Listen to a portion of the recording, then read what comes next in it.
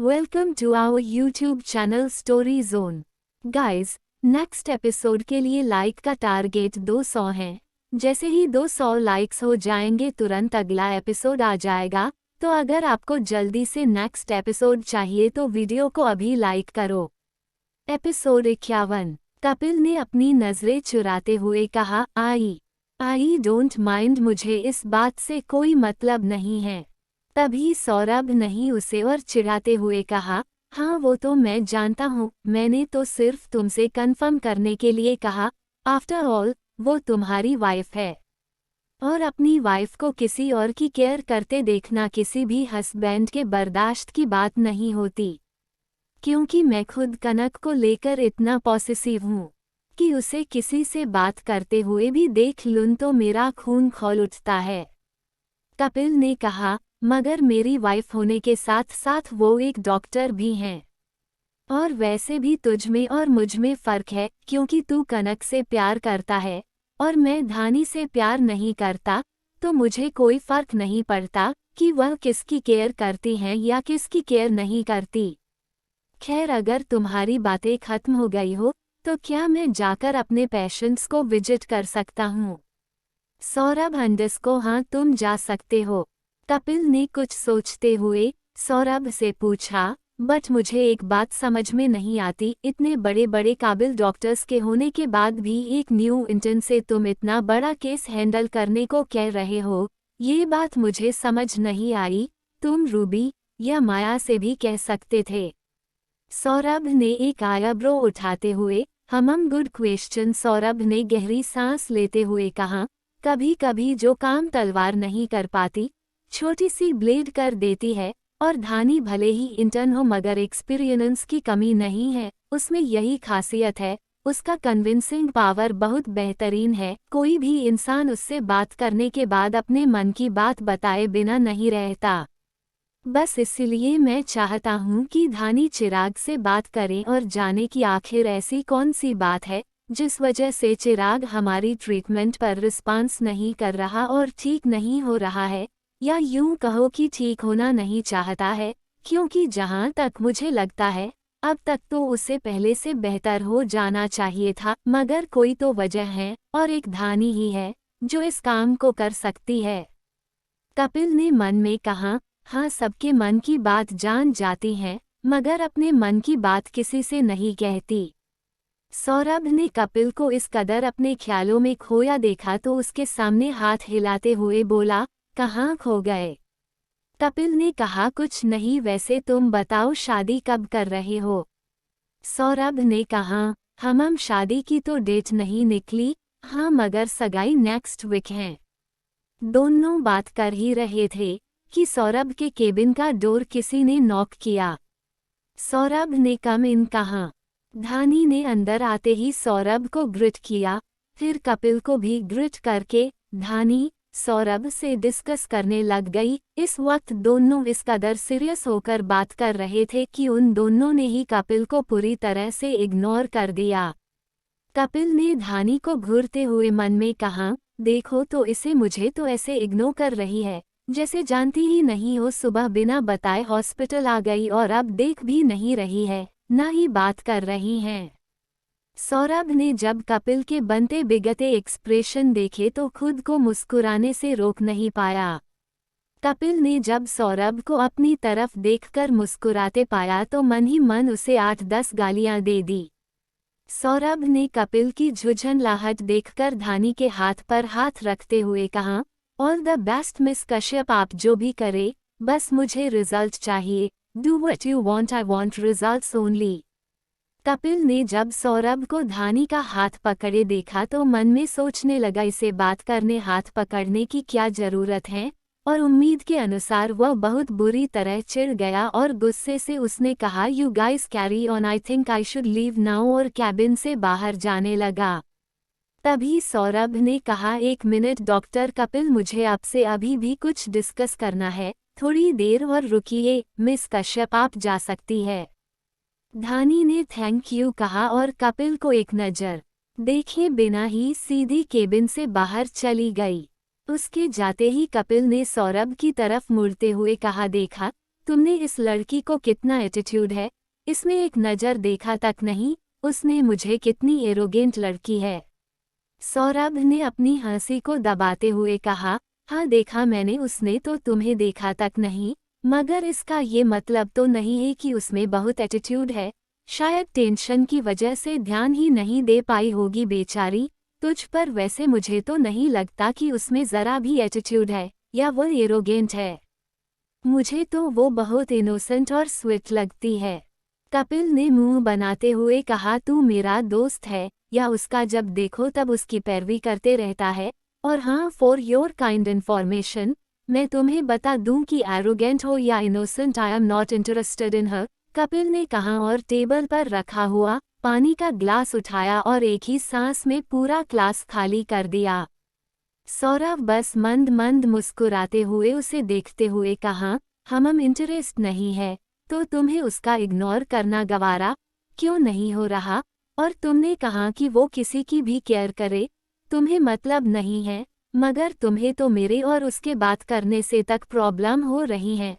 फिलहाल तुम बिल्कुल टिपिकल हस्बैंड की तरह बिहेव कर रहे हो। कपिल अंडरस्को बिल्कुल भी नहीं, मैं कोई टिपिकल हस्बैंड की तरह बिहेव नहीं कर रहा। तुम्हारी जानकारी के लिए बता दूं कि मैं इस शादी को नहीं मानता। ये शादी बस जबरदस्ती थोपा हुआ रिश्ता है और कुछ नहीं, और बस इससे ज्यादा मैं कुछ सुनना नहीं चाहता, कपिल ने कहा और एक झटके से केबिन के बाहर चला गया और दरवाजा बंद होने की जोरदार की आवाज पूरे केबिन में गूंज उठी। सौरभ ने एक नज़र डोर की तरफ देखकर अपने दोनों हाथ पॉकेट में डालते हुए कहा, हमन तुम मानो या ना मानो लकी, मगर तुम्हें धानी से मोहब्बत है। मोहब्बत का जिक्र हो और डॉक्टर साहब को कनक की याद ना आए, ऐसा हो सकता है क्या? उन्होंने अपना फ़ोन निकाला और कनक का नंबर डायल कर दिया। दूसरी तरफ कनक आज सुबह से ही काम में काफ़ी बिजी थी और थक भी गई थी, जिस वजह से उसने आज खाना भी नहीं खाया और काम खत्म होते ही सो गई। उसने अपने फ़ोन की रिंग सुनी तो बिना देखे कॉल रिसीव कर लिया और अलसाई सी आवाज में कहा, कनक अंडस्को हेलो। सौरभ अंडस्को आज याद नहीं आई मेरी, सुबह से एक कॉल भी नहीं। कनक अंडस्को वो हम थोड़ा बिजी थे और वैसे भी याद करने के लिए तो पहले भूलना पड़ता है, और अपने आप को कोई कैसे भूल सकता है। सौरभ अंडस्को बस आपकी इसी अदा का घायल है, ये डॉक्टर सौरभ मेहरा। कनक बस मुस्कुरा दी। सौरभ अंडस्को 30 है, तुम्हारे पास रेडी हो जाइए, मैं तुम्हें लेने आ रहा हूँ। कनक अंडस्को मगर आंटी जी ने तो कहा था 5:00 बजे आएंगे, अभी तो 3:00 बज रहे हैं। सौरभ अंडस्को बीवी, आजकल तुम ना कुछ ज्यादा ही सोच में लगी हो। मैंने कहा मैं आ रहा हूँ तो बस रेडी हो जाओ, वरना जैसी हो उसी हालत में ले जाऊंगा। एपिसोड 52। सौरभ से बात करने के बाद कनक ने अलमारी से कपड़े लिए और बाथरूम में रेडी होने चली गई। कनक जब रेडी होकर बाहर आई तो रागिनी जी ने कनक से पूछा, अरे कनक आप इतनी जल्दी क्यों तैयार हो गई बेटा? सौरभ 5 बजे आने वाले हैं ना? तो कनक ने कहा, हाँ मासी वह आने वाले थे 5 बजे, मगर उनका काम जल्दी खत्म हो गया तो उन्होंने कहा है कि थोड़ी देर में आ जाएंगे, इसलिए हम रेडी हो गए। अच्छा किया। तभी दरवाजे की डोर बेल बजी तो कनक ने जाकर अपने डोर ओपन किया और अपने सामने सौरभ को देखकर हल्के से मुस्कुरा दी और अंदर आने इशारा किया। सौरभ ने अंदर आकर रागिनी जी के पैर छुए और सोफे पर बैठ गए। कनक कॉफी बनाने किचन में जाने लगी। रागिनी जी ने कनक से कहा, कनक आप सौरभ जी के पास बैठिए बेटा, हम कॉफी बना लाते हैं। कनक ने ना में अपनी गर्दन हिलाते हुए कहा, नहीं मासी आप बैठिए, कॉफी हम बनाकर ले आते हैं। थोड़ी ही देर में कनक कॉफी बना कर लिया है और साथ में कुछ स्नैक्स। कनक ने रागिनी जी और सौरभ को कॉफी दी और खुद भी एक कप कॉफी लेकर बैठ गई तो रागिनी जी ने कहा, बेटा आप भी कुछ खा लीजिए, सुबह से कुछ नहीं खाया आपने? रागिनी जी ने कहा तो सौरभ के हाथ अपनी जगह एक पल के लिए रुके, फिर उसने कुकीज की प्लेट कनक की तरफ करते हुए कहा, लो कनक। कनक मना नहीं कर पाई और एक कुकी उठाकर खाने लगी, मगर सौरभ ने प्लेट कनक के सामने से नहीं हटाए और उसे और कुकीज लेने का इशारा किया। उन्होंने कॉफी खत्म की और रागिनी जी को बाय बोलकर बाहर आ गए।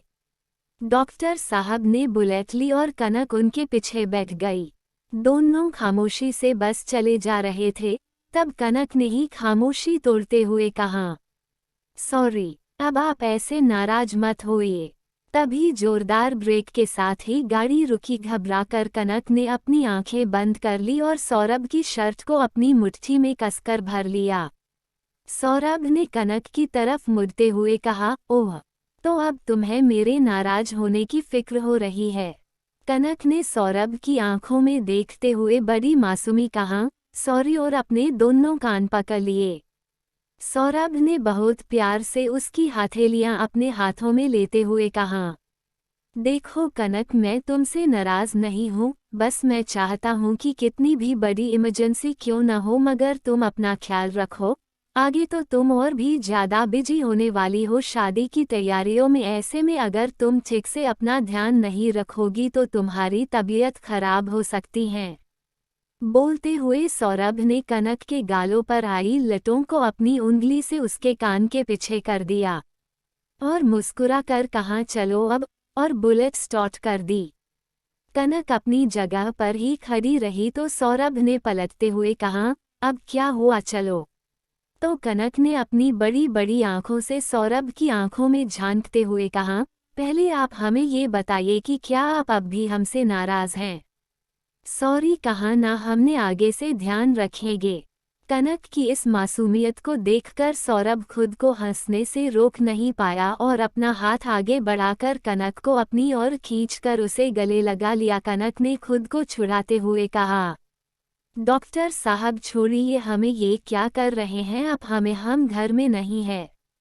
So what, I don't care, Saurabh ने बड़ी ही बेफिक्री से कहा। सौरभ ने प्यार से उसके माथे पर किस करते हुए कहा, चलो अब देरी हो रही है। कनक ने हाँ कहा और बाइक पर बैठते हुए कनक ने अपने हाथों को सौरभ की कमर से लपेट लिया। कनक ने अपने दोनों हाथ सौरभ की पेट पर रखे हुए थे। ये देखकर डॉक्टर साहब के फेस पर एक हल्की सी स्माइल आ गई और उन्होंने कनक की हथेलियां जो कि उसके पेट पर थी उनमें पीछे से अपनी उंगलियां फंसाते हुए टाइटली पकड़ लिया और एक हाथ से बुलेट का हैंडल संभालते हुए दोनों अपनी मंजिल की ओर चल दिए।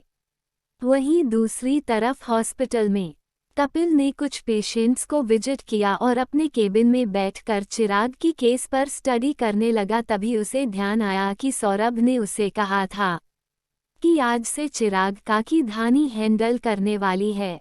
ये ख्याल आते ही उसने तुरंत फाइल हाथ में ली और केबिन से बाहर निकल गया और चिराग के बोर्ड की तरफ चल दिया। चिराग के वार्ड के पास पहुंच गए। कपिल ने जैसे ही डोर ओपन करने के लिए अपना हाथ आगे बढ़ाया, तभी उसे अंदर से कुछ शोर सुनाई देने लगा। वो बिना देरी किए अंदर चला गया। वहां का नजारा देखते ही कपिल की भौहें तन गई।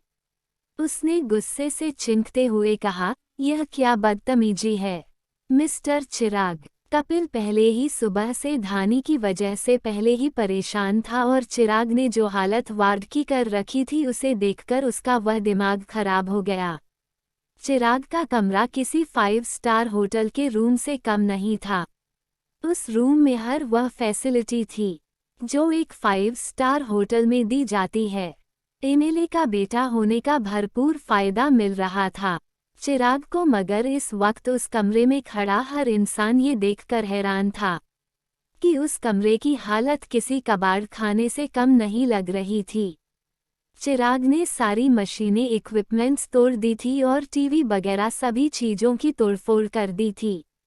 हालांकि एक्सीडेंट की वजह से उसके पैरों में फ्रैक्चर था, जिस वजह से उसमें इतनी ताकत नहीं थी कि वह खड़ा होकर इन सब चीज़ों के तहत नहस कर सके, पर बैठे बैठे ही उसने अपने पास से जिसे फेंकना शुरू किया, जिससे उसके रूम में लगी इक्विपमेंट्स टूट गई। साथ ही उसने अपने हाथ में लगी हुई ड्रिप भी निकाल फेंका। कोई भी दूसरा डॉक्टर, नर्स, वार्ड बॉय उसके पास में जाने की हिम्मत नहीं कर पा रहा था। सौरभ के अब्सेंस में पूरी रिस्पॉन्सिबिलिटी कपिल पर थी और आज ही उन्होंने ये डिसाइड किया था कि धानी चिराग का केस हैंडल करे, पर चिराग के बिहेवियर को देखते हुए कपिल बिल्कुल नहीं चाहता था कि धानी इसके आसपास भी रहे, सो उसने आंखें दिखाते हुए चिराग से कहा, मिस्टर चिराग, तुम इस तरह हॉस्पिटल में तोड़फोड़ नहीं कर सकते हैं।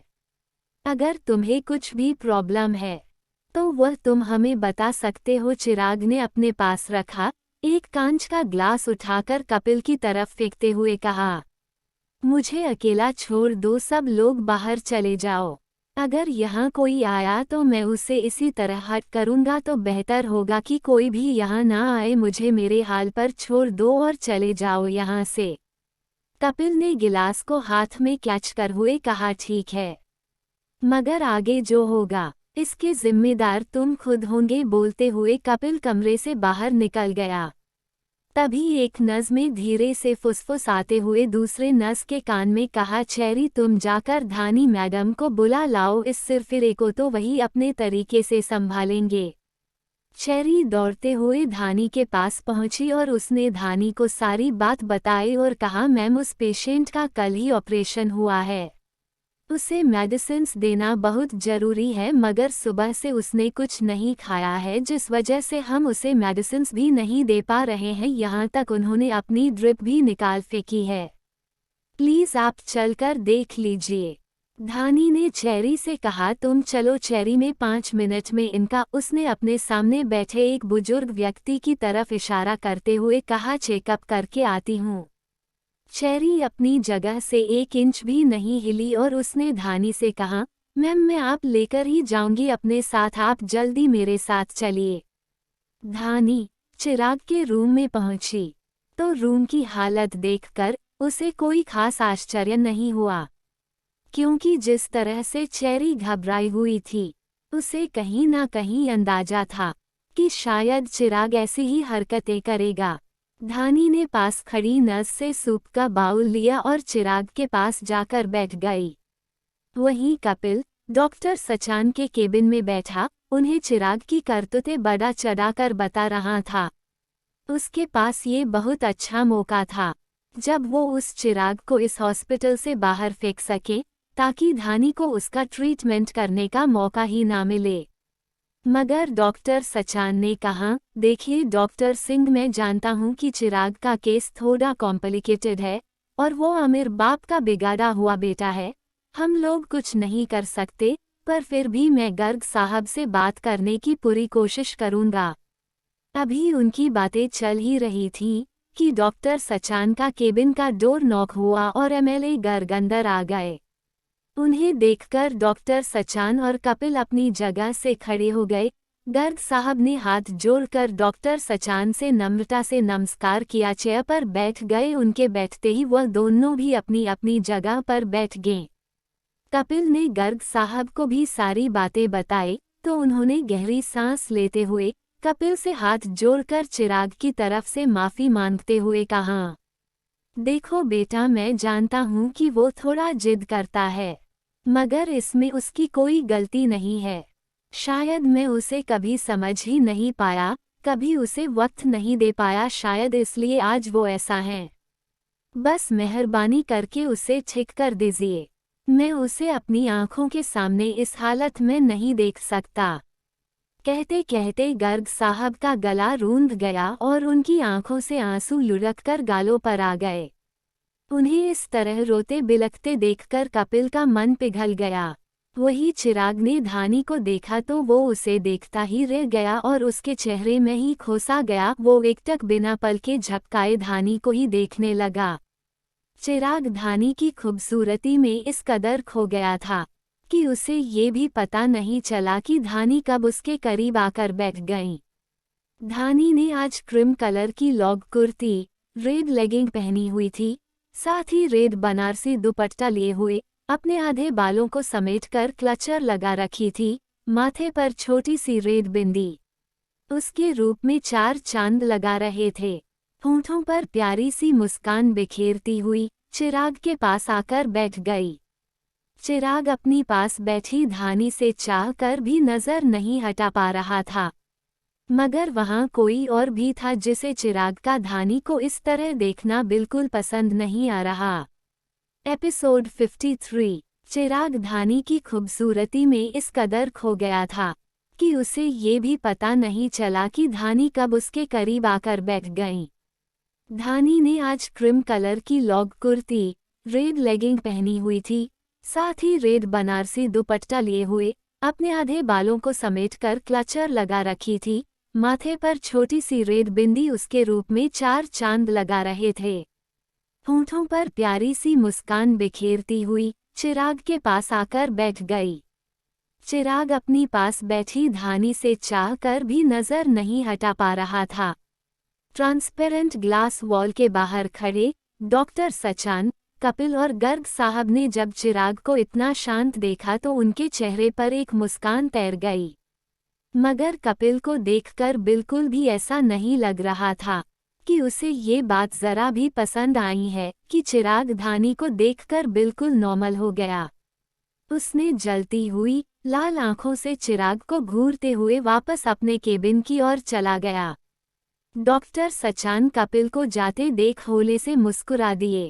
केबिन में जाते ही चिराग ने टेबल पर रखी फाइलों को एक हाथ से नीचे फेंकते हुए गुस्से में अपनी मुट्ठियां कसकर कहा, इस लड़की को क्या जरूरत थी उस सिरफिरे चिराग का ट्रीटमेंट करने की। अपनी जान जोखिम में डालने का कुछ ज्यादा ही शौक है।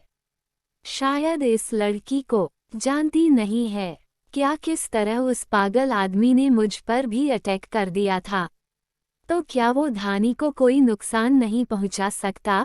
अगर उसने धानी को जरा भी तकलीफ दी तो मैं खुद उसे सबक सिखाऊंगा, वो भी मेरे अंदाज में, कहते हुए कपिल तिरछी हंसी हंसा। फिर कुछ सोचकर उसने गेट ओपन किया और वहीं से गुजर रही नर्स को धानी को भेजने के लिए कहा। फिर खुद से ही बोला, पहले मुझे धानी से बात करना होगा, मगर वो तो मुझसे बात ही नहीं कर रही। बात करना तो दूर, वो तो मेरी तरफ देख भी नहीं रही। मैं ही बेवकूफ़ हूँ जो उसकी फिक्र कर रहा हूँ। पर मैं उसकी फिक्र क्यों कर रहा हूँ? वो जो मर्जी करे, उसकी इच्छा, उसे जो करना हो वह कर सकती है, मुझे क्या? मैं होता कौन हूँ उसे रोकने वाला? वैसे भी पहले ही हमने डिसाइड किया था कि हम दोनों एक दूसरे की लाइफ में इंटरफेयर नहीं करेंगे। फिर मुझे इस बात से इतनी तकलीफ क्यों हो रही है? क्यों उसका किसी और की केयर करना अच्छा नहीं लग रहा? मुझे क्यों फर्क पड़ रहा है? अगर मैंने उससे ये कहा कि फ़ोन चिराग से दूर रहे तो कहीं वही है ना सोचे कि मुझे चिराग से जलन हो रही है। ये ख्याल आते ही उसने दोबारा गेट ओपन किया, मगर तब तक वो नस जा चुकी थी।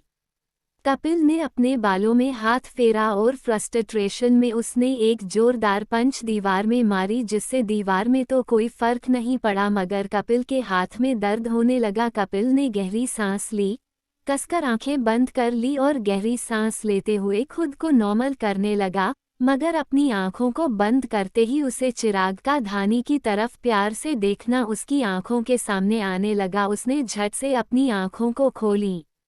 वही दूसरी तरफ धानी ने सूप के बाउल से एक चम्मच सूप चिराग की तरफ बढ़ाया ही था कि चिराग ने अपना मुंह दूसरी तरफ फेरकर धानी का हाथ झटक दिया, जिससे सूप का चम्मच धानी के हाथ से छूटकर फ्लो पर गिर गया। ये देखकर वहां खड़े सभी लोग घबरा गए, मगर धानी ने एकदम नॉर्मली चिराग की तरफ देखा और मुस्कुराकर चिराग से बोली, देखिए मिस्टर चिराग, मैं जानती हूँ कि आपको यहाँ रहने में कोई दिलचस्पी नहीं है, और यकीन मानिए कि हम लोग को भी आपको यहाँ रखने में कोई दिलचस्पी नहीं है। अगर आप चाहते हैं कि आप इस हॉस्पिटल से जल्द चली जाए तो आपको इसके लिए टाइम से अपना खाना खाना होगा और साथ ही दवाइयाँ भी लेनी होगी, तभी आपको इस हॉस्पिटल से छुट्टी मिलेगी, वरना जब तक ठीक नहीं हो जाते हैं तब तक आपको यही इन्हीं 4 दीरियों में रहना होगा, जो शायद आप भी नहीं चाहते होंगे। फिर बहुत धीरे से चिराग के कान में धानी ने कहा, और एक और बात कि मैं जानती हूँ कि आपका कोई एक्सीडेंट नहीं हुआ है, ये सब आपने जानबूझकर किया है। और किसकी वजह से किया है वह भी मैं जानती हूँ। चिराग भौचक्का सा धानी को देखने लगा। धानी ने आगे कहा, अगर आप चाहते हैं कि इस बारे में आपके डैड को कुछ भी पता ना चले तो जैसा मैं कहती हूँ वैसा कीजिए, वरना आप जानते हैं कि अगर आपके डैड को ये बात पता चली कि आपने किसी और की वजह से अपनी जान लेने की कोशिश की है, तो आप जानते हो कि उस इंसान के साथ आपकी डैड क्या कर सकते हैं। ये बात मुझसे बेहतर आपको पता होगी, तो आपके लिए बेहतर यही होगा कि आप हम लोगों के साथ कोऑपरेट करें और जल्द से जल्द ठीक होकर इस हॉस्पिटल से दफा हो जाए। कहते हुए धानी व्यंग्यात्मक तरीके से हंसी और पीछे मुड़कर पास खड़ी नर्स से कहा, सर के लिए दूसरा सूप लेकर आओ, ये सूप ठंडा हो गया है, और सूप पिलाकर इन्हें मेडिसिन्स दे दो। कहते हुए धानी उठी और वार्ड बॉय से रूम साफ करने के लिए कहने लगी। रूम से बाहर निकलते ही बाहर खड़े डॉक्टर सचान और गर्ग साहब ने धानी के लिए क्लैपिंग की और डॉक्टर सचान ने धानी से कहा, वेल डन डॉक्टर कश्यप, मुझे आपसे इसी तरह की उम्मीद थी। मैं जानता था कि इस केस को आपसे बेहतर और कोई हैंडल नहीं कर सकता। धानी ने मुस्कुराकर कहा, ये सब आपकी वजह से ही पॉसिबल हुआ है सर। अगर आपने मुझे पर भरोसा करके मुझे वो इन्फॉर्मेशन नहीं देते तो मैं भी मिस्टर चिराग को संभाल नहीं पाती। थैंक यू सो मच मुझे पर इतना ट्रस्ट करने के लिए। गर्ग साहब ने धानी के सामने हाथ जोड़कर कहा, बेटा आपका बहुत बहुत धन्यवाद। धानी ने उनकी हथेलियों को अपने हाथों में लेते हुए कहा, प्लीज सर, आप इस तरह थैंक यू बोलकर मुझे शर्मिंदा कर रहे हैं। ये तो मेरा फर्ज है, प्लीज आप ऐसे मुझे थैंक यू मत बोलिए है। गर्ग साहब ने धानी के सर पर प्यार से हाथ रखते हुए कहा, बेटा आपने हम पर बहुत बड़ा एहसान किया है। जिंदगी में कभी भी अगर आपको हमारी जरूरत हो तो बेझिझक हमारे पास आ जाएगा। ये MP गर्ग आपसे वादा करता है कि आप खाली हाथ नहीं लौटेंगे, और हाँ, हम सर दूसरों के लिए हैं। आप हमें अंकल कहिए। धानी को उन्हें देखकर अपने बाबा की याद आ गई और उसकी आंखों में हल्की सी नमी तैयार गई। उसने तुरंत अपनी आंखों की नमी को छुपाते हुए हाँ कहा और जाने के लिए मुड़ी ही थी कि तभी वही नज़र आई जिसे कपिल ने धानी को बुलाने के लिए भेजा था। उसने धानी से कहा, मैम आपको डॉक्टर सिंह बुला रहे हैं। धानी ने एक पल सोचा और फिर हाँ में अपनी गर्दन हिला दी। कपिल का केबिन। कपिल ने जैसे ही आंखें खोली, उसकी नज़र अपने सामने खड़ी रूबी पर पई। रूबी को देखकर कपिल एक पल को अचकचा गया और बोला, तुम यहाँ क्या कर रही हो? रूबी जो कि अपने दोनों हाथ अपने सीने के पास बांधे खड़ी कपिल को ही देख रही थी। उसने कपिल को देखते हुए अपनी एक आईब्रो उठाकर कहा, क्या बात है डॉक्टर कपिल, आजकल आप कुछ ज्यादा ही स्ट्रेस्ड रहने लगे हैं। दीवार को ही पंचिंग बैग बना लिया, note bad, but you know ऐसा ही होता है जब आप लो क्लास लोगों के साथ रहते हो और अपने स्टेटस को भूल कर उन लोगों के साथ घुलने मिलने की ज़्यादा ही कोशिश करते हो, तो नतीजा ऐसा ही होता है। उसका इशारा धानी की तरफ था। कपिल ने अपने दांत पीसते हुए रूबी से कहा, बकवास बंद करो अपनी और यहाँ से चली जाओ। और हाँ, तुम्हें मुझे ये बताने की ज़रूरत नहीं है कि मुझे किसके साथ रहना है और किसके साथ नहीं। बेहतर होगा तुम अपने काम से काम रखो। रूबी ने बिल्कुल भी एक्सपेक्ट नहीं किया था कि कपिल उससे ऐसा कुछ कहेगा, क्योंकि वही हमेशा कपिल को अवॉइड करती और उसे इंसल्ट करती रहती थी। मगर आज कपिल का खुद से इस तरह बात करना रूबी को रास नहीं आया और वो एक उंगली दिखाती हुई आगे बढ़ने लगी। वो कुछ कह पाती उससे पहले ही नीचे पड़ी एक फाइल से उसका पैर फंस गया और वह सीधे कपिल के ऊपर जाकर गिर गई। कपिल भी अपना बैलेंस नहीं बना पाया, वह दोनों जमीन पर गिर गए। कपिल ने तुरंत रूबी को खुद से अलग किया और खड़ी होकर अपने हाथ और कपड़ों को इस तरह से चटकने लगा जैसे उसने कोई बहुत गंदी चीज छू ली हो। रूबी वही फर्श पर बैठी गुस्से से कपिल को खोलने लगी। उसकी नज़र कपिल की शर्ट पर पड़ी जिस पर उसकी डार्क रेड कलर के लिपस्टिक का निशान कपिल के वाइट शर्ट पर लग गया। जिस पर कपिल का ध्यान नहीं था। तभी कैबिन का डोर नॉक हुआ और रूबी हड़बड़ाकर खड़ी हो गई। कपिल ने अपनी चेयर पर बैठते हुए कम इन कहा। एपिसोड 54। रूबी वही फर्श पर बैठी गुस्से से कपिल को घूरने लगी और उसने कपिल से कहा, बहुत गलत किया तुमने डॉक्टर कपिल, यू पे फॉर दिस। उसकी नज़र कपिल की शर्ट पर पड़ी जिस पर उसकी डार्क रेड कलर के लिपस्टिक का निशान कपिल के वाइट शर्ट पर लग गया। शायद जब रूबी कपिल के ऊपर गिरी होगी तभी उसके लिप्स कपिल की चेस्ट टकराए होंगे। उसी समय रूबी के लिपस्टिक का निशान कपिल के शर्ट पर लग गया जिस पर कपिल का ध्यान नहीं था। तभी कैबिन का डोर नॉक हुआ और रूबी हड़बड़ा कर खड़ी हो गई, मगर उसके फेस पर डेविल वाली स्माइल आ गई। कपिल ने कम इन कहा और रूबी को घूरते हुए अपनी चेयर पर आकर बैठ गया। धानी जैसे ही केबिन के अंदर आई, उसने देखा रूबी अपने बाल ठीक कर रही हैं। धानी ने एक नज़र फर्श पर पड़ी फाइल पर डाली। उसने नीचे झुककर सारी फाइलें समेटी और टेबल पर रखते हुए कपिल की ओर देखने लगी। जैसे ही उसकी नज़र कपिल के शर्ट पर लगी लिपस्टिक के निशान पर गई, उसे अपने दिल में तेज दर्द का एहसास हुआ। उसे उस रूम में घबराहट होने लगी, फिर भी अपने दिल के दर्द को उसने अपने अंदर की दबाते हुए उसने रूबी की ओर देखकर उसे गुड इवनिंग कहा और कपिल से कहने लगी, सर आपने मुझे बुलाया था। कहते हुए धानी ने एक नज़र रूबी की ओर देखते हुए फिर से बोली, लेकिन शायद मैं गलत समय पर आ गई। I think I disturb you, ऐसा कुछ है तो मैं चली जाती हूँ, आप फ्री होकर मुझे बुलावा लीजिएगा। रूबी ने बीच में टोकते हुए धानी से कहा, नो नो मिस कश्यप, तुम ठीक समय पर ही आए हो, वैसे भी मैं बस जा ही रही थी, तो आप लोग बात कर सकते हो। ये कहते हुए रूबी केबिन के बाहर जाने लगी। धानी थोड़ा आगे की तरफ होकर खड़ी हो गई। रूबी ने गेट के पास पहुंचकर पलटकर कपिल की तरफ देखते हुए उसने उसे एक आंख मारी। कपिल उसका यह इशारा समझ नहीं पाया और अपनी एक आईब्रो उठाकर उसे जाने का इशारा करने लगा। धानी ये सब बस चुपचाप देख रही थी। उसे गुस्सा तो बहुत आ रहा था। उसका मन तो किया कि रूबी के बाल पकड़ उसका मुंह नोच और उसे कहे कि मेरे पति से दूर रहना, चुड़ैल कहीं की। मगर उसने अपने गुस्से पर काबू पाते हुए उसने दोबारा कपिल से उसी तरह पूछा, सर आपने मुझे यहाँ बुलाया, आपको कुछ काम था? कपिल ने उसे अपने सामने वाली चेयर पर बैठने का इशारा करते हुए कहा, सिट डाउन। धानी आकर चुपचाप चेयर पर बैठ गई। थोड़ी देर के लिए रूम में पिन ड्रॉप साइलेंस फैल गया। कपिल एकटक सिर्फ धानी को ही देखे जा रहा था। उसने मन में कहा, खुद की तबीयत खराब है, फिर भी इसे दूसरों की फिक्र है।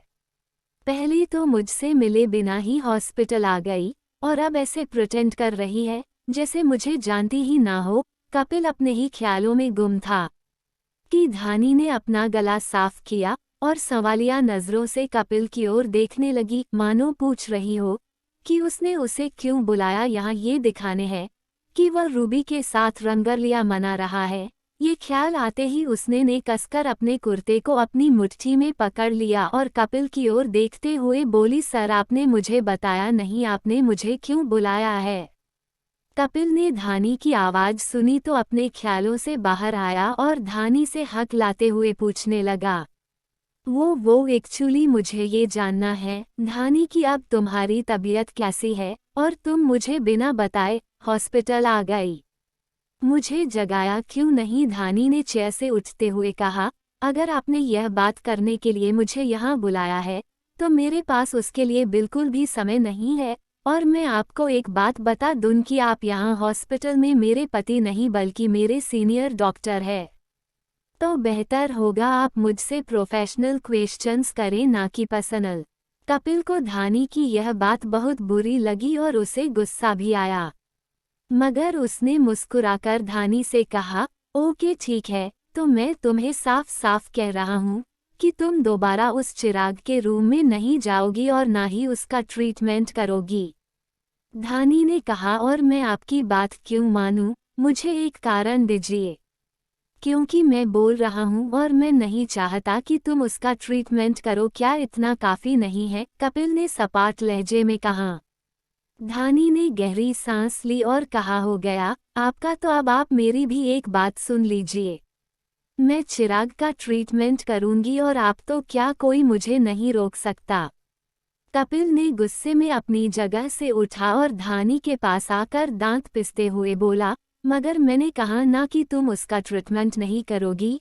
फिर धानी की दोनों बाजू पकड़कर प्यार से बोला, धानी वो गुस्से में किसी भी हद तक जा सकता है, मैं नहीं चाहता कि वो तुम्हें नुकसान पहुंचाए। मगर धानी ने अपनी बाजुओं से कपिल के हाथ हटाते हुए कहा, मुझे उससे डर नहीं लगता, और आज वो है, कल कोई और होगा। मैं इस तरह डरकर ट्रीटमेंट करने से मना करती रही तो मेरा डॉक्टर बनने का क्या मतलब? कपिल ने कहा, यू नो वॉट धानी, तुम मेरी केयर डिजर्व ही नहीं करती हो। मैं ही बेवकूफ़ हूँ जो हर बार तुम्हारे पीछे आता हूँ। धानी ने कहा, तो आपसे किसी ने कहा नहीं है मेरी केयर करने के लिए? मैं अपनी केयर करने के लिए कैपेबल हूँ। सो प्लीज़ अपना कंसर्न अपने पास रखिए, मुझे आपकी केयर की कोई ज़रूरत नहीं है। बोलते हुए धानी पलटी और केबिन के बाहर जाने के लिए जैसे ही मुड़ी, कपिल ने फुर्ती से कैबिन का डोर अंदर से लॉक कर लिया। धानी से कहा, अभी मेरी बात खत्म नहीं हुई है, तो जब तक मेरी बात खत्म नहीं होती तुम्हें यहाँ से जाने की परमिशन नहीं है। धानी ने अपने दोनों हाथ अपने सीने पर बांधते हुए टेबल से टेक लगाकर खड़ी हो गई और आईब्रो उठाकर कपिल से बोली, ठीक है, कहिए, मैं सुन रही हूँ। कपिल ने उससे कहा, ऐसे नहीं, ठीक से बैठो पहले। धानी ने उसकी बात को नज़रअंदाज करते हुए दोबारा कहा, जल्दी बोलिए, मुझे पेशेंट्स को देखने जाना है, मेरे पास ज़्यादा फालतू का टाइम नहीं है।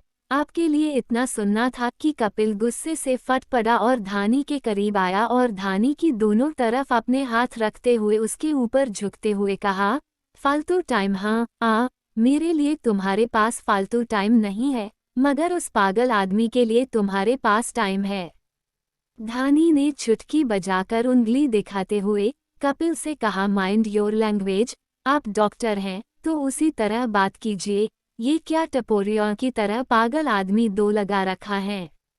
फिलहाल मुझे यहाँ से जाने दीजिए। कपिल सीधा खड़ा हुआ और धानी के कमर में हाथ डालकर उसे अपने करीब खींचते हुए बोला, अच्छा तो डॉक्टर्स कैसे बिहेव करते हैं, तुम सिखा दो मुझे। कपिल के इतने नज़दीक होने से धानी के दिल की धड़कनें एकदम से तेज हो गई और वह कपिल की पकड़ से छूटने के लिए स्ट्रगल करने लगी, लेकिन जितना वो कपिल से छूटने की कोशिश करती, कपिल उतनी ही मजबूती से उसे अपने करीब करता जाता। धानी ने अपनी पूरी ताकत से कपिल के सीने पर हाथ रखा और उसे पूरी ताकत से दूर धकेल दिया। धानी के इस तरह धकेलने से कपिल 2 कदम पीछे हुआ। धानी ने कपिल की पकड़ से छूटते ही उसे उंगली दिखाते हुए कहा, दूर रहिए मुझसे, समझे? आप दोबारा मेरे इतने करीब आने की कोशिश भी मत कीजिएगा। कपिल ने गुस्से से धानी की कलाई पकड़ी और उसे अपने तरफ खींचते हुए एक हाथ धानी की कमर पर रखा और दूसरे हाथ से धानी के बालों को अपनी मुट्ठी में भरकर उसके होठों को अपने होठों की गिरफ्त लेकर उसे हार्डली किस करने लगा और साथ ही उसके लिप्स पर बाइट भी करने लगा, जैसे वो उस किस के जरिए अपना गुस्सा धानी को दिखा रहा हो, क्योंकि बातों से तो वो धानी को कभी समझा नहीं पाता कि उसे कितना गुस्सा आ रहा है। धानी के बर्ताव से उसे कितनी तकलीफ हो रही है। धानी के रुडनेस से उसकी किस इतनी पैशनेट और डिप थी कि धानी के लिप्स से खून निकलने लगा और उसकी आंखें आंसुओं से भर गई। अब तो उसे सांस लेने में भी दिक्कत होने लगी, मगर फिर भी वो कपिल की पकड़ से छूटने की नाकामयाब कोशिश करने लगी। कपिल को जब अपने मुंह में धानी के सॉफ्ट लिप्स को सक सक करते हुए खून का मिलाजुला टेस्ट आया, तो उसने धानी को छोड़ दिया। उसकी पकड़ से छूटते ही धानी लंबी लंबी सांसें लेने लगी और अपनी उखड़ी हुई सांसों को नॉर्मल करने लगी। जैसे ही उसे बेहतर लगा, उसने खींचकर एक थप्पड़ कपिल के गाल पर जड़ दिया और कहा, दोबारा ऐसी हरकत करने की कोशिश भी मत करना, वरना मुझसे बुरा कोई नहीं होगा। कपिल ने बड़ी ही बेशर्मी से अपने होठों पर अपना अंगूठा फिराया और अपने अंगूठे की ओर देखते हुए बोला, हम तो क्या कह रही थी तुम कि मैं तुम्हारे करीब न आऊं? फिर धानी को देखते हुए उसके गाल को प्यार से सहलाते हुए कहा, धीरे से बोला तो मान जाओ ना मेरी बात, छोड़ दो ना अपनी जिद। वहीं दूसरी तरफ कनक के कई बार पूछने पर भी डॉक्टर साहब ने कनक को नहीं बताया कि वो कहाँ जा रहे हैं। तो कनक ने गुस्से में अपनी आंखें बंद कर ली और अपना सर सौरभ की पिठ पर टिकाते हुए कहा, उस पर अपनी पकड़ मजबूत करते हुए बोली, अब जब तक आप हमें नहीं बताएंगे कि हम कहाँ जा रहे हैं, हम अपनी आंखें नहीं खोलेंगे। डॉक्टर साहब ने कुछ नहीं कहा और चुपचाप सामने ही देखते रहे। थोड़ी देर में जब बुलेट रुकी तो कनक ने अपनी आंखों को खोला। सौरभ और कनक लखनऊ की शान गोमती नदी के पास पहुंचे और कनक ने जैसे ही अपने सामने का नजारा देखा, उसने अपने दोनों हाथों से अपना मुंह ढक लिया। इस वक्त सूर्यास्त तो नहीं हुआ था, लेकिन आसमान में लालिमा जरूर फैल गई थी। उस पर बहते पानी का शोर कानों में मिश्री घोल रहा था। कनक की खुशी का तो ठिकाना ही नहीं रहा। वो खुशी से उछलकर सौरभ के गले लगते हुए बोली, थैंक यू हमें यहाँ लाने के लिए। हम हमेशा सोचते थे कि हमें अगर किसी से प्यार होगा तो हम उनके साथ एक बार ही सही मगर यहाँ आएंगे जरूर, और देखिए हमारी विश पूरी हो गई, कहकर कनक नदी के पास जाकर पानी से खेलने लगी।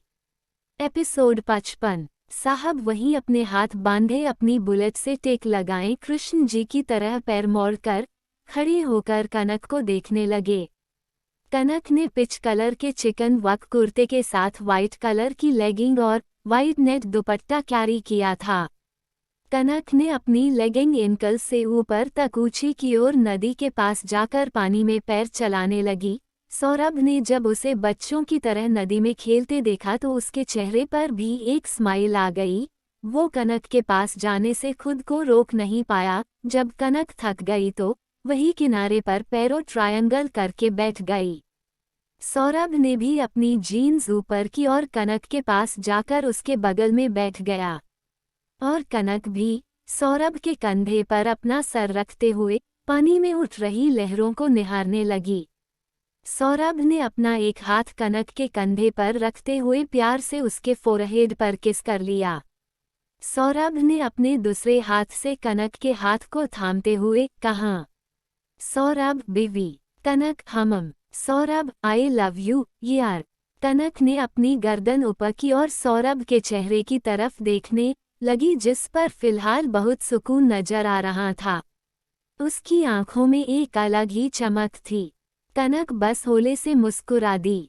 जब थोड़ी देर तक कनक ने कुछ नहीं कहा तो सौरभ ने थोड़ी नाराजगी से कहा, बीवी तुमने मेरी बात का जवाब नहीं दिया।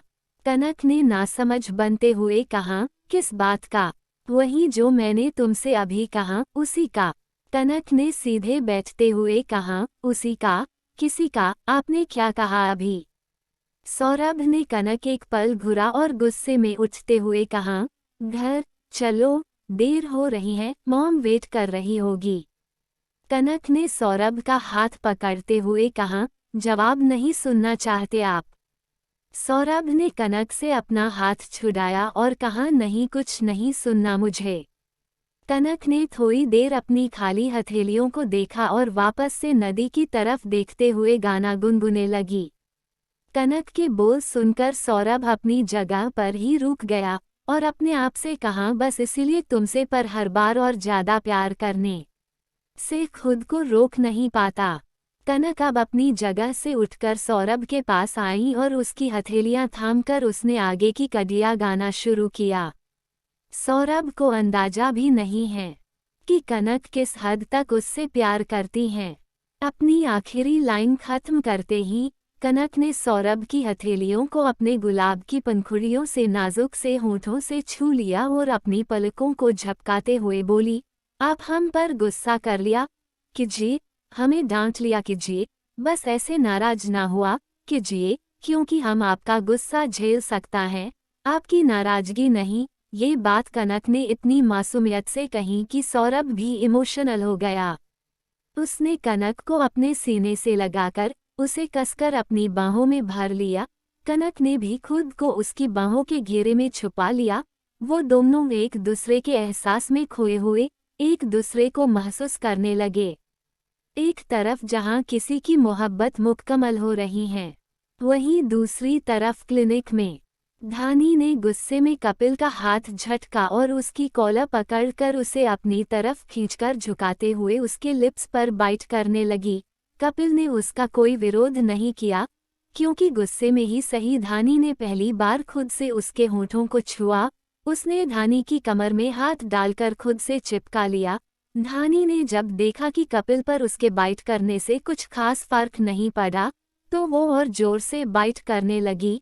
अब कपिल को दर्द होने लगा तो वो धानी से बोला, धानी दर्द हो रहा है। अब धानी को राहत मिली तो वो कपिल से दूर होते हुए बोली, मुझे भी ऐसे ही दर्द हो रहा था जब आपने मेरे लिप्स पर बाइट किया था। कपिल ने धानी आंखों में देखते हुए कहा, तो तुम मुझे गुस्सा क्यों दिला रही थी? तुमने मुझे गुस्सा दिलाया और मेरी बात भी नहीं मान रही हो। वैसे तो तुम क्या मुझसे बदला ले रही हो, but I like your revenge style. धानी मन में खुद से बोली, खुद शादीशुदा होने के बावजूद दूसरी लड़की की चाहत रख सकते हैं, मैं किसी पेशेंट का ध्यान भी नहीं रख सकती, ये कहाँ का न्याय है। एपिसोड 56। धानी मन में खुद से बोली, देखो तो कान्हा इन्हें कितने बुरे हैं। ये खुद शादीशुदा होने के बावजूद दूसरी लड़की की चाहत रख सकते हैं, मगर मैं किसी पेशेंट का ध्यान भी नहीं रख सकती, ये कहाँ का न्याय है। धानी के चेहरे पर बार बार बनते बिगड़ते एक्सप्रेशन देखकर कपिल ठहाके मारकर हंस दिया और धानी उसके हंसते चेहरे को देखने लगी। वो बहुत क्यूट लग रहा था।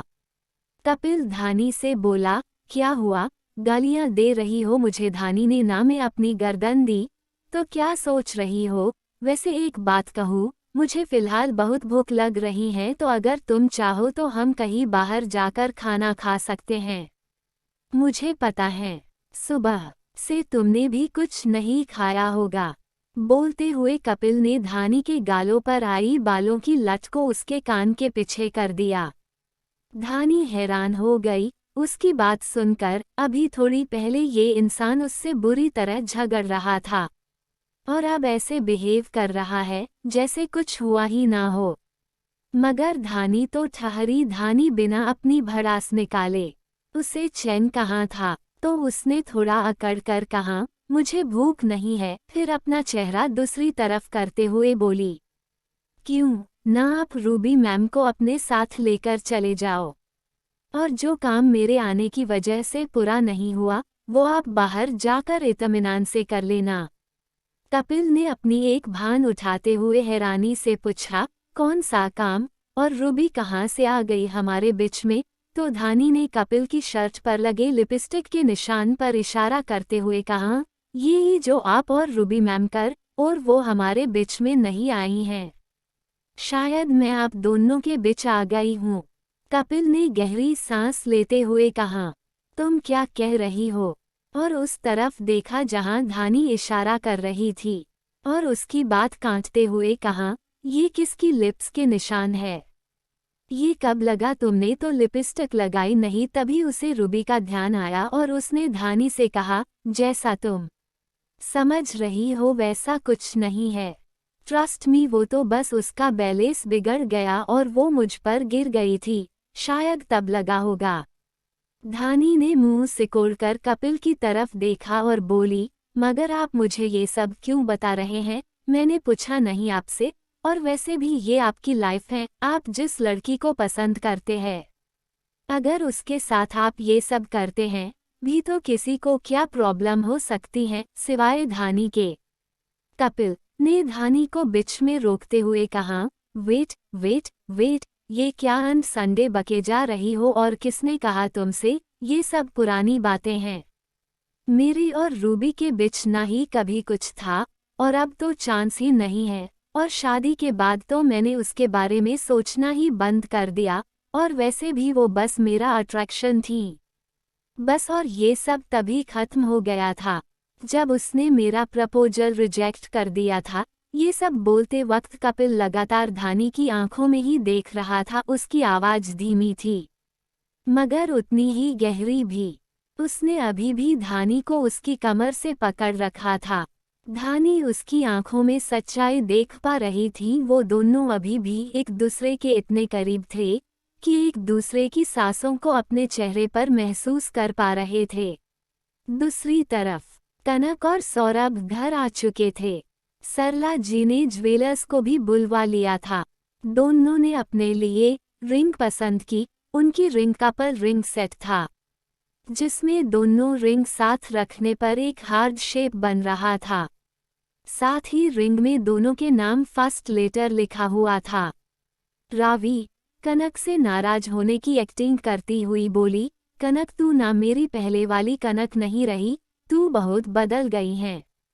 जब से भाई तेरी लाइफ में आए हैं तेरे पास मेरे लिए बिल्कुल टाइम नहीं है। सरला जी ने रावी के सर पर हल्की सी चपत लगाते हुए कहा, पगली ये क्या कनक कनक कनक करती रहती हैं।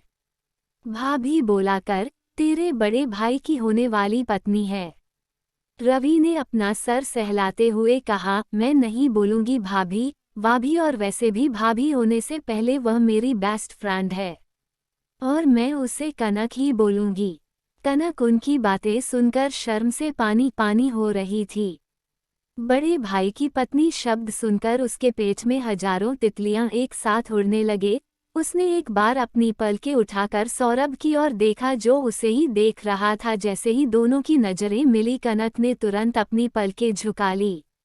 बचपन से ही कनक रावी के घर आती जाती रहती थी, मगर उसने कभी सपने में भी यह नहीं सोचा था कि वह कभी इस घर की बहू बनेगी या सौरभ को लेकर उसके मन में ऐसा कोई ख्याल भी नहीं आया था, क्योंकि सौरभ हमेशा ही उससे उखड़ा रहता और गलती से भी जब कभी कनक उसके सामने आ जाती वह उसे बुरी तरह सुना देता था। इसीलिए वह हमेशा सौरभ से दूर ही रहती थी। ये सब सोचते सोचते कनक नजरें बचाकर सौरभ को देख लेती और जब भी उन दोनों के यहाँ आपस में टकराती वह झट से अपनी नजरें झुका लिया करती और डॉक्टर साहब कनक की सोच से बेखबर बस होले से मुस्कुरा देते। एपिसोड 57। धानी ने कपिल के सीने पर अपने दोनों हाथ रखे और उसे खुद से दूर करती हुई बोली, आप मुझे ये सब क्यों बता रहे हैं? कपिल ने कहा, क्योंकि मैं नहीं चाहता कि तुम अपने मन में किसी भी तरह की मिसअंडरस्टैंडिंग ना रखो।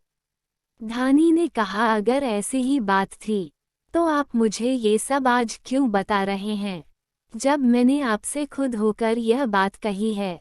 अगर आप मुझे बताना ही चाहते थे तो आपने मुझे पहले क्यों नहीं बताया? फ्रेंड है ना, हम फ्रेंड कहते हैं ना, आप मुझे ऐसे होते हैं दोस्त। कभी भी आपने रूबी मैम का जिक्र क्यों नहीं किया मेरे सामने? अगर आप चाहते थे कि मैं आपको लेकर किसी भी तरह की मिसअंडरस्टैंडिंग ना रखूं, तो ये बात आपको मुझे पहले ही बता देनी चाहिए थी कि आप किसे लाइक करते हैं और किसे नहीं। अब जब मुझे ये बात पता चल गई है तो कोई मतलब नहीं है कि आप मुझे ये बात किस तरह से क्लियर कर रहे, और वैसे भी मुझे कोई फर्क नहीं पड़ता कि आप किसे लाइक करते हैं और किसे डिसलाइक करते। कपिल ने धानी की आंखों में झांकते हुए पूछा, सच में तुम्हें कोई फर्क नहीं पड़ता कि मैं किसी को लाइक करता हूँ या नहीं करता हूँ? धानी ने कहा, हाँ मुझे कोई फर्क नहीं पड़ता कि आप किसे लाइक करते हो और किसे नहीं। वैसे भी हमने एक दूसरे से शादी से हमारी फैमिली वालों की खुशी के लिए की है, तो अगर आप अपने लाइफ में किसी और को चाहते भी हैं तो मुझे उससे कोई प्रॉब्लम नहीं है। धानी ने बड़ी मुश्किल से बस इतना ही कहा और केबिन के बाहर चली गई। कपिल सूनी आंखों से उसे जाते हुए देखने लगा। उसे अपने मन में एक भारीपन सा महसूस होने लगा, क्योंकि वह धानी को बताना चाहता था कि वह किसी और को नहीं बल्कि उसी को लाइक करता है, उसे दोस्त नहीं दोस्त से कुछ ज्यादा मानता है। मगर धानी उसकी बात सुने बिना ही चली गई। कपिल निराशा से भरकर अपने चेयर पर जाकर बैठ गया और दोनों हाथों को अपने सर पर रखकर आंखें बंद कर ली। कुछ देर तक ऐसे ही बैठने के बाद उसे सौरभ का ख्याल आया और उसने तुरंत उसे कॉल कर दिया। मेहरा मेंशन में सभी हॉल में बैठे बातें कर रहे। तभी आलोक जी ने सरला जी से कहा, श्रीमती जी, अगर आपके हाथ की एक कप चाय और पकोड़े हो जाते तो मजा आ जाता। उन्होंने अपने हाथ मसलते हुए कहा। सरला जी उठी और अपने साड़ी का पल्लू कमर में खोसते हुए कहा, जी बिल्कुल, अभी बना लाती हूँ। तभी कनक भी अपनी जगह से खड़े होते हुए बोली, आंटी जी, हम आपकी मदद कर देते हैं। सरला जी ने बड़े प्यार से कनक के गाल पर हाथ रखा और कहा, बेटा पहले तो आप मुझे आंटी कहना बंद करो, जिसे रावी और सौरभ हमें मॉम कहते हैं। तुम भी हमें मॉम ही कहा करो, हमें अच्छा लगेगा। और एक बात, अब तुम सिर्फ रावी की फ्रेंड ही नहीं, इस घर के होने वाली बहू हो, तो जब तक शादी के बाद की पहली रसोई नहीं हो जाती तुम किचन में कदम नहीं रखोगी।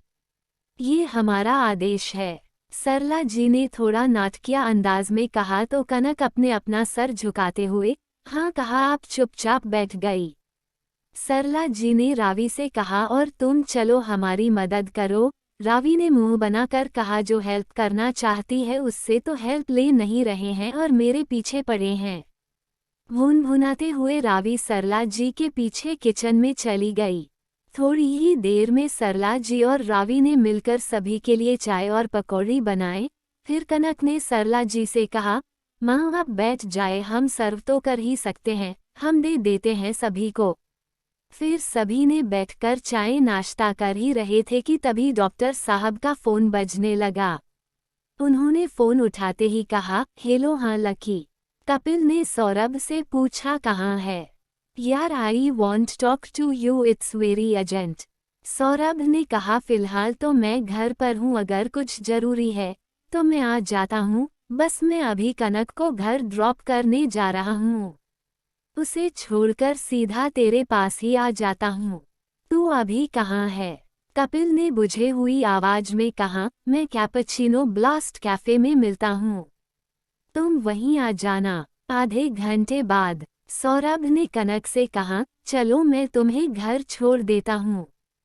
कनक ने सरला जी, दादी जी और आलोक जी के पैर छुए और आशीर्वाद लेकर रावी से बाय बोलकर फिर बाहर आ गई। सौरभ जल्दीबाजी में अंदर बताना भूल गया कि उसे आने में देर हो जाएगी, तो उसने रावी को आवाज दी और फिर रावी से कहा, मुझे आने में थोड़ी देर हो जाएगी तो तुम मॉम को बता देना, और हो सकता है मैं डिनर भी बाहर ही करूं, तो डिनर के लिए मेरा वेट ना करें। रावी ने हाँ कहा और कनक को हग करके बाय किया। मगर कनक जैसे ही बुलेट के पास जाने लगी तो सौरभ ने ऑडी की तरफ इशारा करते हुए कहा, कनक इस तरफ, और कनक के लिए गेट ओपन किया। कनक ने कुछ नहीं कहा और चुपचाप जाकर गाड़ी में बैठ गई। सौरभ ने कार स्टार्ट की और सामने देखते हुए ड्राइविंग करने लगा। कनक एकटक सौरभ को ही देख रही थी, वह काफी देर से सौरभ को नोटिस कर रही थी। जब से कपिल का फोन आया था वह कुछ परेशान हो गया था। इस वक्त सौरभ सामने देखकर ड्राइविंग कर रहा था, मगर उसका पूरा ध्यान कपिल के तरफ ही था। उसके मन में कई सवाल आ रहे थे, क्या बात करनी होगी उसे ऐसी भी, क्या दिक्कत आ गई कि इस वक्त उसने मिलने बुलाया है। उसकी आवाज से भी थोड़ा परेशान लग रहा था, उसके दिमाग में सिर्फ कपिल ही घूम रहा था। डॉक्टर साहब का एक हाथ स्टीयरिंग पकड़े और दूसरा हाथ गियर पकड़े हुए था। डॉक्टर साहब अपनी सोच में गुम थे, मगर जैसे ही उन्हें अपने हाथों पर कुछ मुलायम एहसास हुआ तो उन्होंने अपनी गर्दन घुमाकर कनक की तरफ देखा। कनक का हाथ अभी उनके हाथ पर था, जिस हाथ से उन्होंने गियर पकड़ रखा था। ये देखकर सौरभ ने अपनी भौवें उठाकर कर पूछा, क्या हुआ? कनक ने कहा, ये तो हमें आपसे पूछना चाहिए, क्या हुआ? आप इतने परेशान से खोए खोए लग रहे हैं। सौरभ ने गाड़ी साइड करके रोकी और कनक का हाथ पकड़कर उसे अपनी गोद में खींच लिया। कनक ने घबराते हुए कहा, ये आपका? डर की वजह से उसकी आवाज ही नहीं निकल रही थी। कनक के दिल की धड़कन बढ़ गई। एपिसोड 58। सौरभ को परेशान देखकर कनक ने कहा, ये तो हमें आपसे पूछना चाहिए, क्या हुआ? आप इतने परेशान से और खोए खोए से क्यों लग रहे हैं?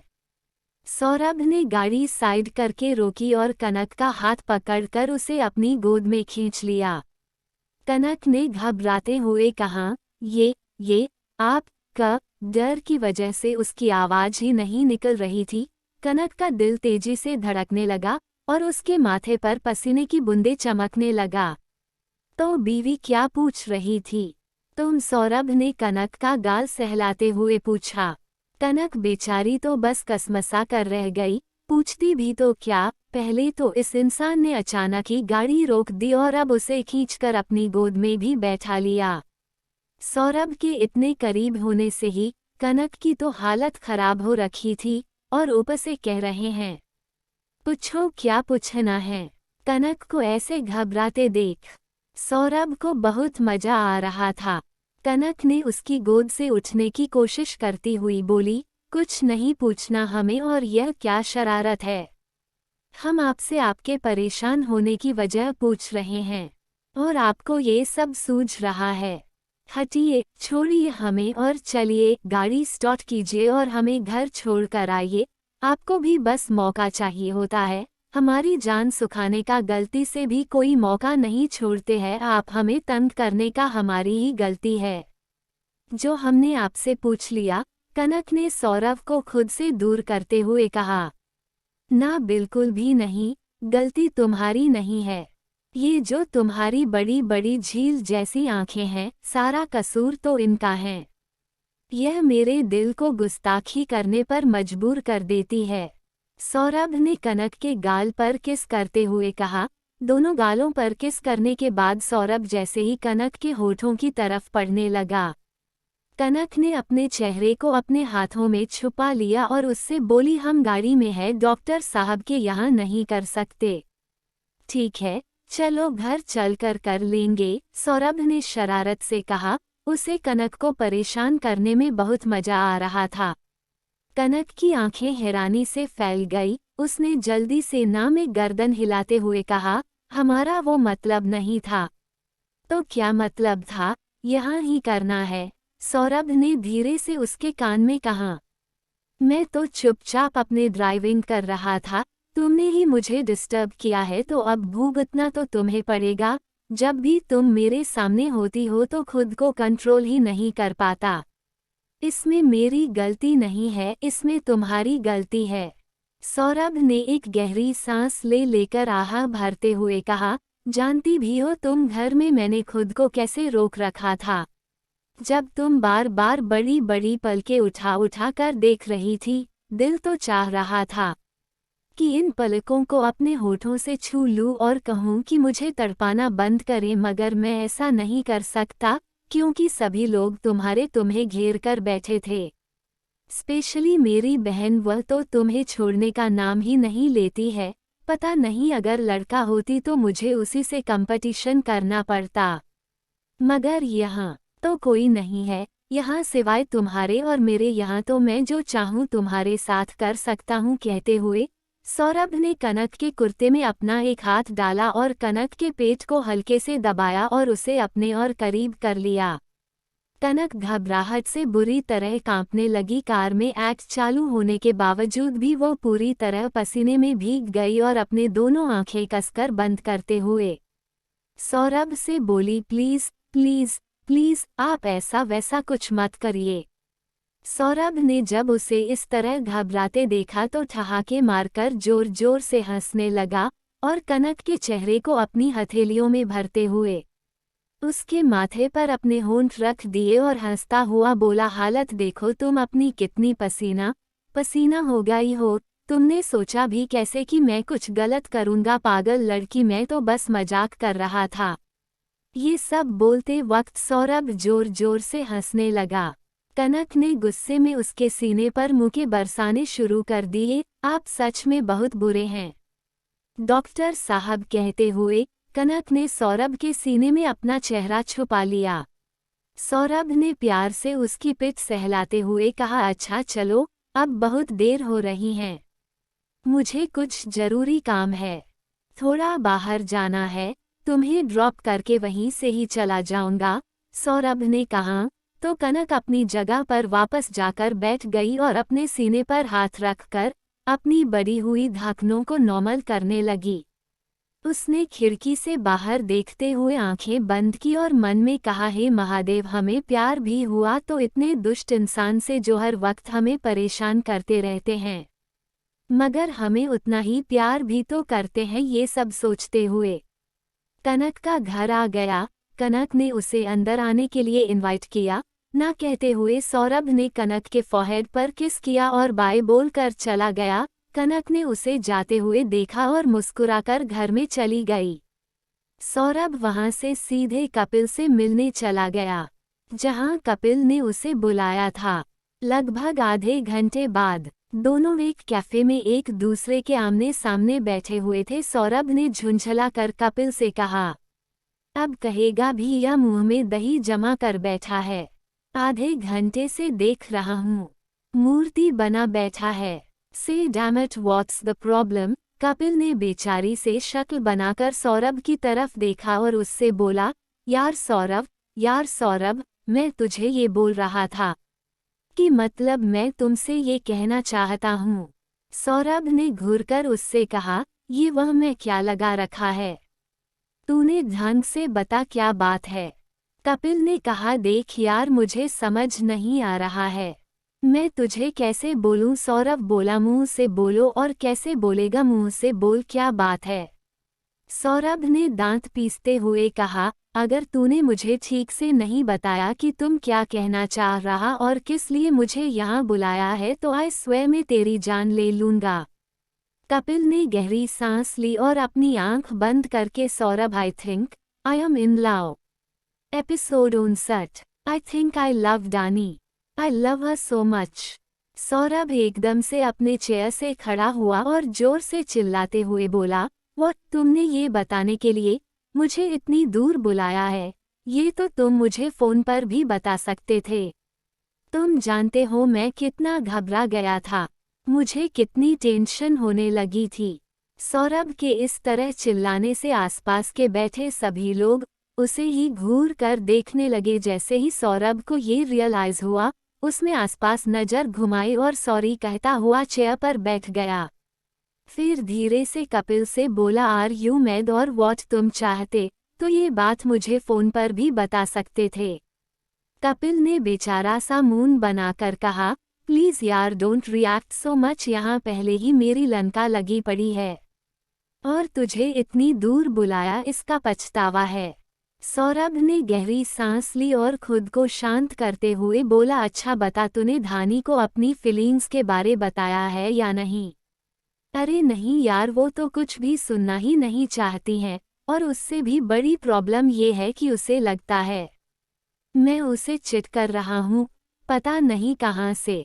उसे ये पता लग गया कि मैंने रूबी को प्रपोज किया था, अब उसे ये लगता है कि मैं जबरदस्ती उसके साथ हूँ।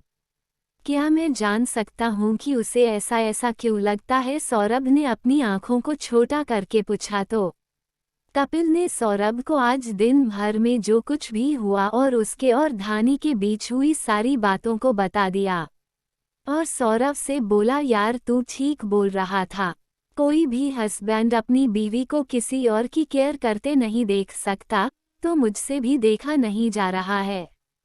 धानी उस सिर फिरे चिराग का ट्रीटमेंट कर रही है, कपिल ने मुंह बनाते हुए कहा।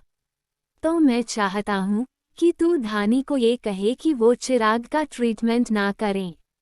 मगर तुझे दिक्कत क्या है? चिराग से क्यों एक ही बात के पीछे पड़ गया है? अब की बार सौरभ ने थोड़ा चिढ़ते हुए उससे कहा, वह सही बंदा नहीं है। कपिल ने अपनी बात समझाने की गरज से कहा, मुझे डर लगता है कि वो धानी को किसी तरह से हट ना कर दे। तुझे नहीं पता आज सुबह उसने जो हरकत की उसके बाद मैंने खुद को कितना कंट्रोल किया, सिर्फ इसलिए क्योंकि वो एक पेशेंट है। एक बार वो ठीक हो जाए उसके बाद उसे मार मार कर फिर से उसी जगह एडमिट ना करवाया तो मेरा भी नाम कपिल सिंह नहीं। आज उसकी किस्मत अच्छी थी जो वो बच गया, वरना मुझे भी नहीं पता कि मैं उसके साथ क्या करता। वो MLA का बेटा है, इसका ये मतलब नहीं है कि उसे अपनी मनमानी करने का लाइसेंस मिल गया। कपिल अपनी धुन में बोल रहा था। अचानक ही उसकी नज़र सौरभ की तरफ गई, जो कि बड़ी ही शिद्दत से अपनी कॉफ़ी पीने में व्यस्त था। कपिल ने अपना हाथ हिलाते हुए कहा, ओह हेलो यार, मैं तुम्हें अपनी प्रॉब्लम बता रहा हूँ और तुम कॉफ़ी एंजॉय कर रहे हो। कैसे दोस्त हो तुम? तुम्हारे बेस्ट फ्रेंड की हालत पर ज़रा भी तरस नहीं आता है। तुम्हें इतने पत्थर दिल इंसान कैसे हो सकते हो यार? सौरभ ने कहा, ये सब सिर्फ बिना हाथ पैर की बातें हैं जो तू अपने मन को समझाने के लिए कर रहा है। असली बात यह है कि तुझे चिराग से जलन हो रही है क्योंकि धानी तुझे अटेंशन नहीं दे रही है और तेरे मना करने के बावजूद भी वो चिराग का ट्रीटमेंट कर रही है। सिर्फ इसलिए तुम अपने मन में ये धारणा पालकर बैठे हो कि वो अच्छा इंसान नहीं है एंड ऑल। देखो एज अ हस्बैंड अगर तुम सोचोगे तो इस पूरी दुनिया में कोई भी मर्द तुझे अपनी बीवी के लिए सही नहीं लगेगा। बट एज अ डॉक्टर सोचकर देखो ना, तुम भी एक डॉक्टर हो। तुम सोचकर देखो तुम्हारे लिए पेशेंट क्या मायने रखता है। सौरभ ने अपने दोनों हाथों की को टेबल पर रखते हुए अपनी उंगलियों को आपस में जोड़कर कहा, तुम धानी को पसंद करते हो, ये तुम्हारा पर्सनल मैटर है। अपने पर्सनल लाइफ को प्रोफेशनल लाइफ से अलग रखो। और जहां तक धानी की बात है तो धानी एक ऐसी डॉक्टर है जो अपने काम को अपने प्रोफेशन पूजती हैं। मैंने उस जैसी डॉक्टर नहीं देखा है। सीधे शब्दों में कहूँ तो literally she is so dedicated for her profession, जो अपने काम को लेकर काफ़ी ज़्यादा सीरियस है। उसके लिए उसका काम एक जुनून है। देखा है मैंने उसकी आंखों में इतना सीरियस होती जब वो किसी केस स्टडी करती है और उस पर काम करती है। इसीलिए चिराग का केस काफ़ी ज़्यादा कॉम्प्लिकेटेड है। इसीलिए हम लोग चाहते हैं कि इसको धानी हैंडल करे ताकि उसे एक्सपीरियंस हो, वो हर तरह के लोगों से डील कर पाए और इससे उसकी आगे के लिए काफ़ी हेल्प हो जाएगी। कपिल को सौरभ से धानी की तारीफ सुनकर बहुत खुशी हो रही थी। उसे ये सोचकर ही प्राउड फील हो रहा था कि जिस इंसान ने आज तक किसी की तारीफ नहीं की वो उसकी धानी की तारीफ करते नहीं थक रहा। मेरी बात मानो, तुम अपनी टिपिकल हस्बैंड वाली थिंकिंग को साइड रखो और चिराग को केवल एक पेशेंट के रूप में देखो। एनीवेज ये सब छोड़ो, ये बताओ क्या तुमने धानी से अपनी फीलिंग्स कन्फेस किया? कपिल ने ना मैं अपनी गर्दन हिलाते हुए सौरभ से कहा, नहीं यार, यही तो प्रॉब्लम है कि जब तक मुझे ये समझ आया कि मैं धानी से प्यार करने लगा हूँ तब तक धानी को रूबी के बारे में पता चल चुका है और वह मुझसे बहुत नाराज है। अब तुम बताओ कि मैं क्या करूँ? तो जाकर मनाओ उसे, बताओ कि तुम उससे कितना प्यार करते हो। सौरभ ने लापरवाही से कहा। दूसरी तरफ कपिल के अपार्टमेंट में धानी जब क्लिनिक से वापस आई तो कपिल को घर में ना पाकर थोड़ा परेशान हो गई।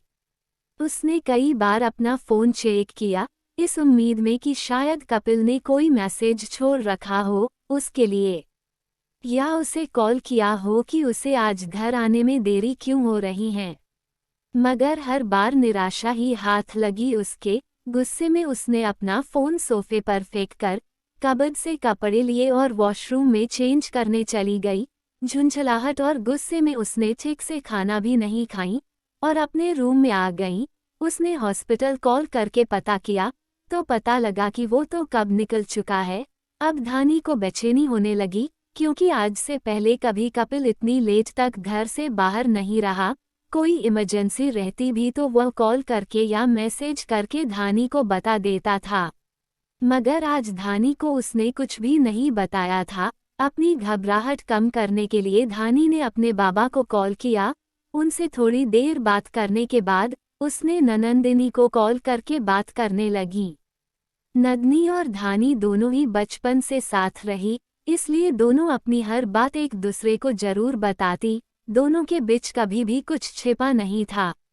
दोस्तों से जिस तरह बेझिझक हर बात हम शेयर करते हैं वैसे शायद ही किसी और से करते होंगे। यही तो वो लोग होते हैं जिनसे खून का रिश्ता ना होते हुए भी ये हर रिश्ते से ज्यादा अजिज होते हैं हमें। तभी तो किसी ने क्या खूब लिखा है, लोग कहते हैं जिंदगी रही तो दोस्ती निभाएंगे, दिल की बात तुम्हें ही बताएंगे, साथ रहेंगे हर सुख दुख में, लेकिन अगर कभी भूले हमें तो कान के नीचे दो लगाएं जी।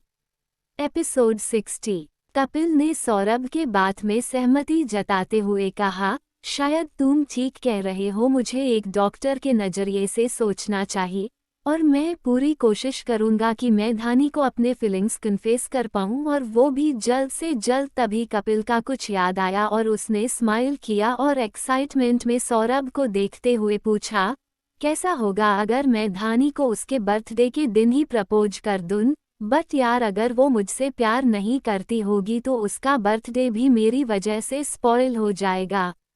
सौरभ ने उसे हल्के से थपकी लगाते हुए कहा, एक काम करो, बढ़िया सा अरेंजमेंट कर और उसे प्रपोज कर दो, बट प्रॉमिस मी कि आगे धानी का जवाब जो भी हो तुम लास्ट टाइम की तरह डिप्रेस नहीं होगे, कोई भी गलत फैसला नहीं लोगे, बस एक्सेप्ट कर लेना जो वो बोलेगी, मगर हिम्मत मत हारना, कोशिश करते रहना धानी के दिल में अपनी जगह बनाने की।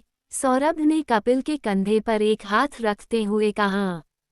कपिल ने सौरभ की आंखों में झांकते हुए कहा, धानी मेरा प्यार है। रूबी मेरी पसंद थी, रूबी के ना कहने के बाद भी मैंने जिंदगी जीने की चाहत नहीं छोड़ी, मगर धानी तो मेरी जिंदगी है, उसके बिना मैं कुछ नहीं। कपिल की आंखों में एक सच्चाई थी और धानी के लिए बेशुमार प्यार देखकर सौरभ कुछ कह ही नहीं पाया। तभी कपिल ने माहौल को हल्का करने की गरज से पूछा, और तुम्हारी सगाई की तैयारियां कैसी चल रही है?